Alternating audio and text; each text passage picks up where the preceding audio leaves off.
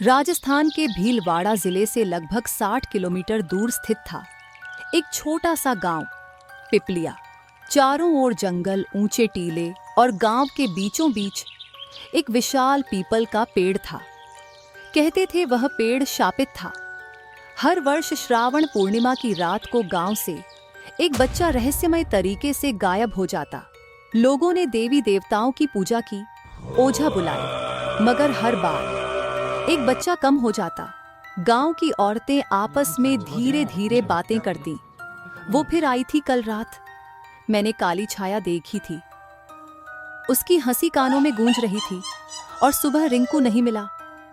5 साल का बच्चा रिंकू, गांव के प्रधान का पोता, रात में अपने आंगन में खेलते खेलते गायब हो गया। सुबह उसकी माँ बेहोश मिली और रिंकू पीपल के पेड़ के नीचे उसका खून से लथपथ छोटा सा जूता पड़ा था और आसपास जले हुए फूल, राख और काली राख के निशान। ओझा ने कहा, यह काम है चुड़ैल का, जो बच्चों की आत्मा पीती है।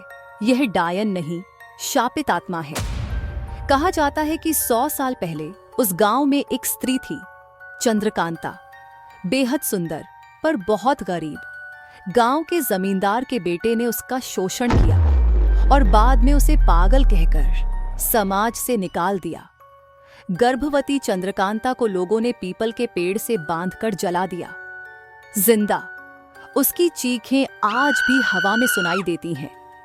मरते समय उसने श्राप दिया, जब तक हर मां अपने बच्चे को खोकर मेरी पीड़ा नहीं समझेगी, मैं शांत नहीं होंगी। हर साल एक बच्चा जाएगा। वहीं से उसकी आत्मा बनी चुड़ैल और आज तक हर पूर्णिमा को लौटती है। गांव में भय फैल गया। माएं अपने बच्चों को दिन ढलने से पहले घर बुला लेती। कोई रात को बाहर नहीं निकलता, पर बच्चे बच्चों जैसे ही होते हैं। 6 साल का बबलू एक दिन खेलते खेलते पेड़ के पास चला गया। उसने सुना, बबलू आओ, तुम्हारी माँ बुला रही है। वो आवाज उसकी माँ जैसी थी, पर वो आवाज पीपल के पेड़ से आ रही थी। अगली सुबह बबलू का शरीर बिना आंखों के मिला और छाती पर खून से लिखा था, एक और माँ रोएगी। गांव के लोगों ने अब ठान लिया, या तो चुड़ैल मरेगी या हम सब। वो पंडित जगन्नाथ को बुलाए, जिसने कहा, चुड़ैल को उसकी आत्मा की राख और उसके अजन्मे बच्चे की हड्डियों से बांधा जा सकता है, लेकिन उसके लिए उस पेड़ के नीचे खुदाई करनी होगी, जो कोई जीवित नहीं लौटा। 3 युवक, कमल, मुकेश और तेजा, खुदाई करने गए और रात को लौटे।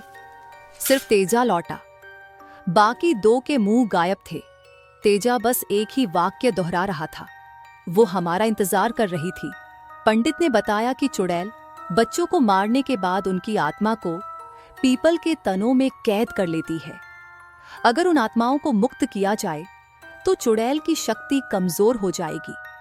उसने रात को विशेष तांत्रिक यज्ञ की योजना बनाई, जिसमें गांव की सभी माँओं को भाग लेना था। लेकिन उस रात, आधी रात को, पूरे गांव में बिजली चली गई और फिर हर घर में एक अजनबी औरत दिखाई देने लगी। लंबे बाल, उलटी आंखें और नुकीले दांत, जो मां को घूरते हुए कह रही थी, तेरा बच्चा अब मेरा है। पंडित ने पीपल की जड़ों के पास पहुंचकर काली हवन क्रिया शुरू की। अचानक हवा तेज हो गई, आकाश लाल हो गया और पेड़ की डालियों से बच्चों की चीखें आने लगी। डायन प्रकट हुई। उसका रूप भयावह था, आधा जला हुआ चेहरा, फटी हुई आंखें और हाथों में लटकती हड्डियां। उसने कहा, तुम्हारा यज्ञ मेरा क्या बिगाड़ेगा? मैं मां की पीड़ा हूं। जब तक इस धरती पर अन्याय रहेगा, मैं हर मां से उसका बच्चा छीनती रहूंगी। पर तभी गांव की एक मां, गंगा देवी, आगे आई।